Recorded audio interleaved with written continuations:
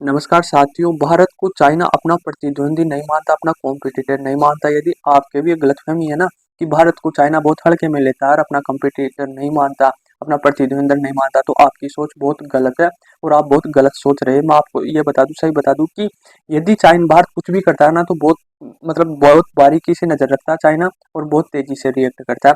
भारत को बहुत बड़ा कॉम्पिटिटर मानता है। मैं क्यों बोल रहा हूँ? मैं इसलिए बोल रहा हूँ कि हाल ही में प्रधानमंत्री नरेंद्र मोदी ने एक इंटरव्यू में उनसे सवाल पूछा गया कि आप चाइना और भारत को किस तरह से देखते हैं। तो नरेंद्र मोदी जी ने कैजुअल तरीके से जवाब दे दिया कि जो चाइना ना और भारत है, उन दोनों को एलएसी पर तत्काल ध्यान देना चाहिए और जो भी समस्या है उनको बैठ के सुलझाना चाहिए। और जितनी भी समस्याएं चल रही है उन दोनों को बैठ के हल करना चाहिए, क्योंकि ये आगे जाके वो बहुत बड़ा रूप ले सकती है और बहुत बड़ी समस्या में फंस सकता है दोनों देश ही। तो हम दोनों देशों को बैठ के इनको सुलझाना चाहिए। नरेंद्र मोदी ने सिर्फ इतना सा जवाब दिया था। पर चाइना बिल्कुल मॉनिटरिंग, जो भी भारत को मॉनिटर करता है, ऑब्जर्व करता है, ध्यान रखता है, उस मंत्रालय को बिल्कुल चाइना हाई अलर्ट पे रखते हैं। और मोदी जी का ये बयान है ना, राष्ट्रपति शी जिनपिंग के पास भी गया होगा, उनके ऑफिस में भी गया होगा।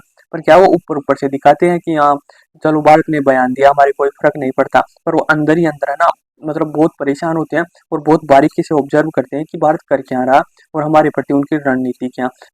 जैसे ही नरेंद्र मोदी का ये बयान आया तो तुरंत वहाँ का विदेश मंत्रालय जो स्पोक पर्सन है, उन्होंने फटाक से टिप्पणी कर दी भारत के ऊपर कि हम आपकी जो भी ये टिप्पणी किया आपने, उस पर हम बहुत ध्यान दे रहे हैं और हम दोनों देशों के संबंध सुधारना चाहते हैं ताकि दोनों देशों के संबंध सही हो सके, व्यापार बढ़ सके। चाइना का भी कोई ऐसा रूड सा जवाब नहीं आया, बहुत ही सिंपल आया जैसे नरेंद्र मोदी जी ने दिया कि एलएसी पर ध्यान देना चाहिए। तो चाइना ने भी बोला है कि हाँ जरूर हम आपकी बात का ध्यान रखेंगे और एलएसी पर जब बात चल रही है उनका सम्मान करेंगे। एक तो इस प्रकार से कंपटीटर मानता भारत को कि हल्के में नहीं ले रहा कि भारत जैसे ही नरेंद्र मोदी जी ने कुछ बयान जारी किया तो चाइना का विदेश मंत्रालय से भी जवाब आ जाता। दूसरी बात यह है कि अभी भारत में ना एलोन मस्क आ रहा है उनका प्लांट लगाने के लिए, इसी महीने आ रहा है। तो इसमें सबसे ज्यादा दुख किसको हो रहा? वह सबसे ज्यादा दुख हो रहा है चाइना को।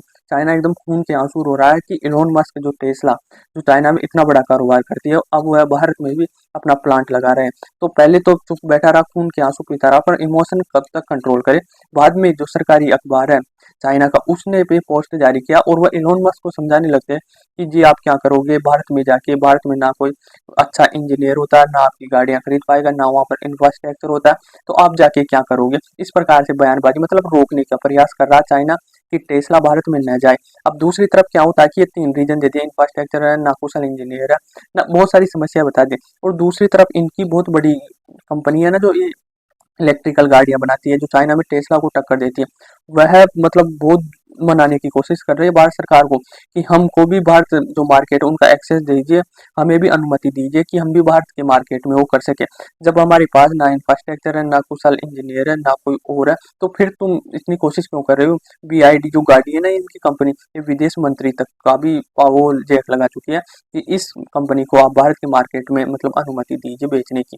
तो ये तो इलन मस्क भी जानता होगा कि किस प्रकार से हमें गोल गोल घुमा रहे हैं। तो आप ये सोच रहे हो ना कि चाइना हमारे फर्क नहीं पड़ता, उनको वह कंपटीटर नहीं मानता, तो आप बहुत गलत सोच रहे हो। यदि भारत में पत्ता भी हिलता है ना चाइना के नाम का, तो वहां पर पूरी बिल्डिंग हिल जाती है, पूरा पॉलिटिक्स गर्मा जाती है, चाहे वह नेगेटिव में चाहे पॉजिटिव में। तो चाइना तो बहुत फर्क पड़ता है, बहुत कंपटीटर भले ही वह बाहर से नहीं दिखाता हो, पर अंदर ही अंदर उसे बहुत फर्क पड़ता है। आई होप आपको समझ में आया हो। धन्यवाद।